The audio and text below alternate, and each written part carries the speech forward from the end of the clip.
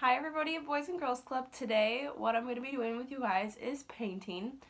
So I painted flower pots today. I think painting's a really great activity. It honestly is super calming, and you don't even have to paint flower pots. You honestly can paint anything you can find in your house. I'm sure you guys have paint laying around, so I hope you guys enjoy my video.